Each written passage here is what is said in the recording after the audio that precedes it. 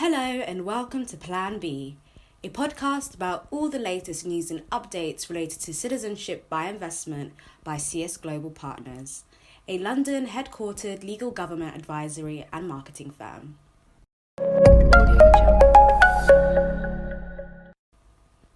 My name is Aisha Mohamed and I'm your host. In our last episode, we spoke with Natasha Jones, who talked to us about the changes to Dominica's Citizenship by Investment program announced by the government in July. These changes expand the definition of dependents and offer applicants a chance to include more eligible family members under Dominica's CBI program. You can catch up on the episode and others by subscribing to Plan B on Spotify or iTunes. You can also find an episode breakdown on our website at www.csglobalpartners.com under the resources section. Today's episode will be the first of a three-part series on CBI developers in Dominica. We'll be talking about Dominica's first CBI-approved real estate project, Kempinski Hotel, and how investors and the island benefit from it. But first, some CBI highlights and updates from this week. The Prime Minister of Dominica, Roosevelt Skerrit, recently presented the country's budget for the 2020-21 fiscal year. The budget outlined that the government will be building another 450 homes using funds from its successful Citizenship by Investment program. It also said that $500,000 will be set aside from CBI and other sources for emergencies. Forbes published an article on how the pandemic has shifted the importance of hard copy documents. The article looks at the long history of passports and how we could soon see the introduction of medical data attached to the document. Data estimates from the private entity New World Wealth have shown that around 4,000 South African HNWIs have left the country in the last decade, with numbers expected to continue growing. And those are this week's updates. On today's show, we welcome Mohamed Asaria, the Managing Director and Board Member of Range Developments, an international hospitality development company that develops luxury resorts in the Eastern Caribbean, thanks in some part to the funds received through local Citizenship by Investment programs. Mohamed is also a frequent contributor on CBI and related topics in a number of media channels. So welcome to Plan B, Mohamed. How are you doing? We're speaking to you from Dubai, actually, right? Correct. So thank you very much, Aisha, for inviting us to join your podcast today. I am based in Dubai and I've been based here for the last 15 years and a pleasure to speak to you. Great. So let's just get started. Kempinski Hotels is Europe's oldest luxury hotel group. Based in Geneva, it now operates more than 75 five-star hotels in 31 countries. What made Dominica an appealing choice for Range Developments and for the Kempinski brand? Thank you. So I was first invited to the island of Dominica in 2014. And really it was love at first sight. Dominica is an incredible island. It offers a very different experience for the luxury traveler. There's all sorts of hiking activities, all sorts of water-based activities. It really provides the luxury traveler a very different opportunity than your typical Caribbean vacation of a lazy beach holiday. There's so much more to do, which really is something which has appealed to us, appealed to the Kempinski brand, and appealed to the tourists. Our Park Hyatt Hotel in St. Kitts was opened in 2017, and it's built to the highest standard. I mean, CNN named it as one of the best new hotels in the Caribbean. It's on Condé Nast top 100 hotels globally. Our Kempinski Hotel in Dominica received similar reviews, whether that's from Bloomberg or Wall Street Journal, which put it on its 2020 bucket list. We've already reopened the hotel in Dominica. We reopened on the 15th of July. We're looking forward to the international air flights coming back in from the 7th of August. It's been attracting tourists regionally, and we hope it continues to do so. Dominica, as with St. Kitts and Grenada, has a second citizenship program, which is enshrined in the relevant countries' laws. And Dominica's second citizenship program has become one of the leaders globally. It offers global mobility, it offers great investment opportunities, and more so, it's a very efficient and cost-effective way of providing that security for you and your family's future.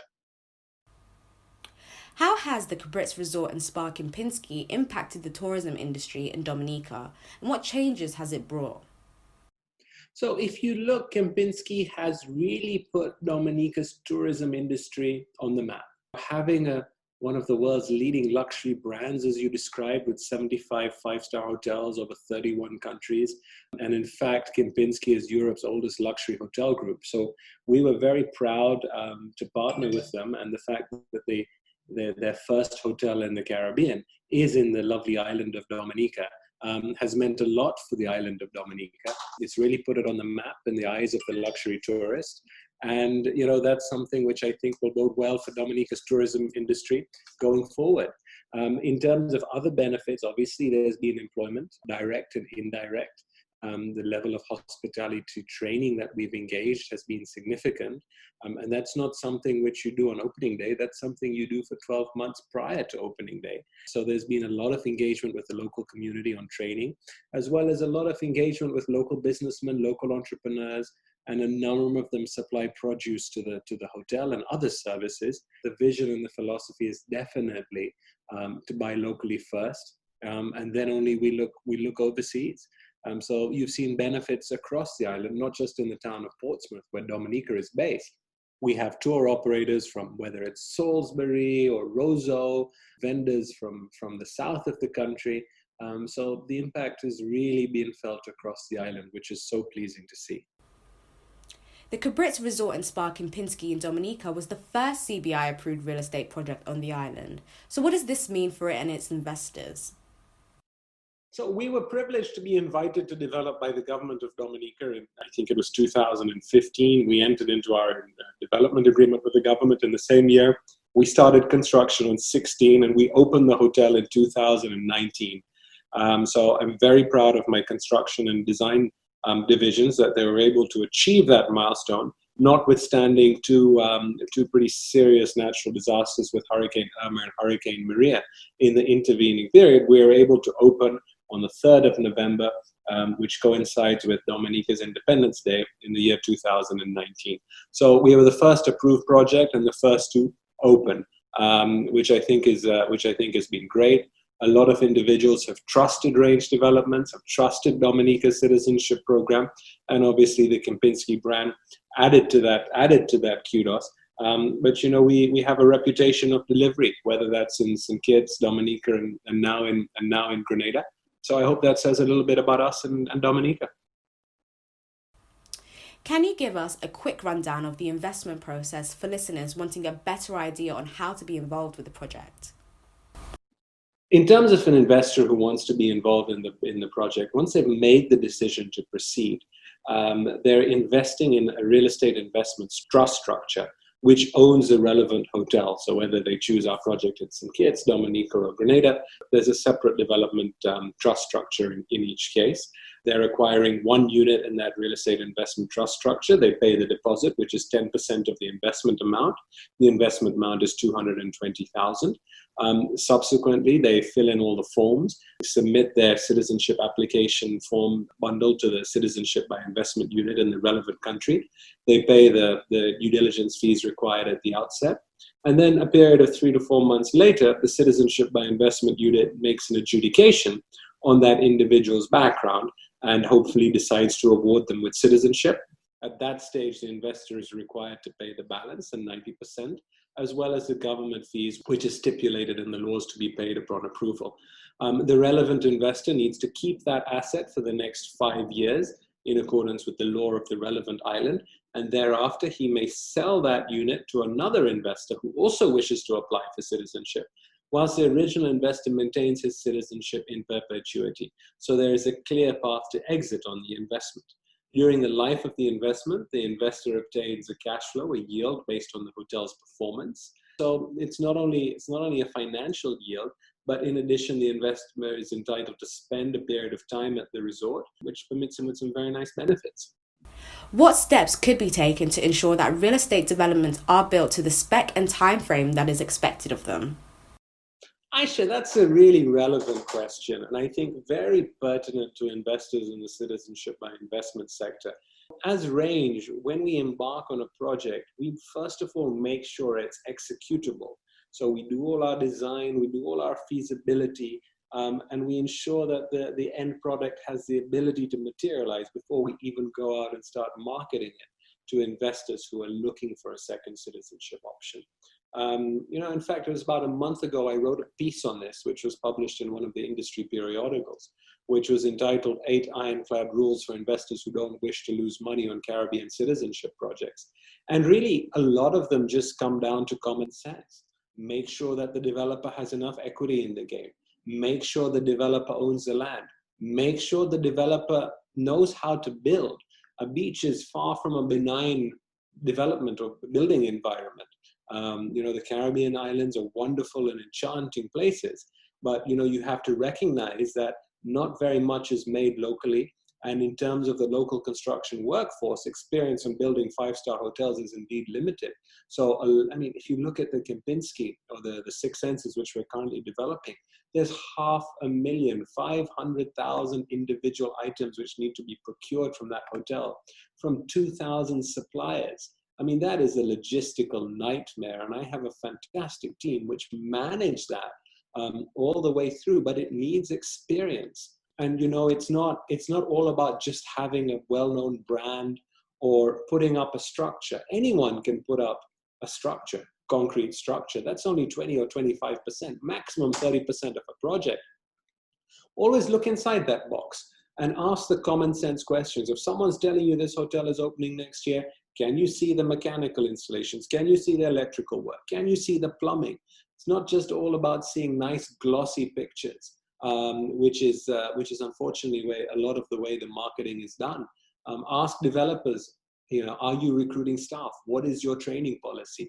A general manager for a first-time developer must be on site 18 months before. So if someone is saying to you that we're opening next year, ask them to see the CV of the general manager, ask them to see the CV of the director of sales and marketing. Try and even book a hotel online, because hotel engine bookings open 6 to 9 months beforehand. And even ask to see designs. Ask if someone's saying they're opening next year, ask them to show you the mechanical design or the electrical design or the finishing design, and really quiz the developer on some of these basics. And then I think you will be able to decide very easily whether that's a project which is intended to complete, or that's a project which is going to have difficulty completing because the individuals at the helm lack the necessary experience and resources, whether technically or financially. How has the Kempinski implemented climate resilient practices in Dominica? So, that actually follows on from the last question. So we know Dominica is subject to prone to certain natural challenges in terms of windstorms. If you visit the Kempinski, you'll see that the hotel is built to comply with all international standards. In terms of windstorm, it's designed to comply with Miami-Dade Category 5, the highest level of international protection as far as windstorms are concerned. And whether that's the choice of our roof tiles, whether that's the thickness of our glass, or the choice of other materials, all of that has really been thought out. And there is no substitute to that. Yes, it's super. There's an added cost to all of that, but if we're building something sustainable, which will stand the test of time, all of that needs to be done. Adding to that, for example, if you see our site in St. Kitts, we had to raise the site by I think it's close to 1.5 meters to ensure that if there was a storm surge or a 1 in 100 year storm, that our project would not be wiped out. And again, it's all about building something which can stand the test of time. The foundations have been designed to comply with all the seismic codes. In terms of renewables, if you look at the roofs of the buildings in Kempinski, there's some solar power heaters on there, or solar panels on there. And it's not just in terms of climate resilient practices. The whole concept of sustainability is built into the ethos of our hotel operators. And that can really be seen in some micro things. For example, no one's using those single-use plastic disposable shower gel bottles anymore. You buy the soap from the local community and fill up permanent dispensers. So it's also all about reducing the wastage that the hotel produces as well. Those are all our questions. Thank you so much for joining us today. We appreciate all of your insight. This concludes our 6th episode of Season 2. If you have any topics or questions you'd like for us to discuss on Plan B, let us know and we'll be happy to have an expert address your concerns. Next Wednesday, we'll be back with the second part of the series, Developers in Dominica, with Gregor Nassif, talking to us a little bit more about Secret Bay, a CBI-funded eco-luxury tourism estate in Dominica. Until then, if you have any questions about CBI or would like to find out more, please visit www.csglobalpartners.com. Thank you for listening and stay safe. Audio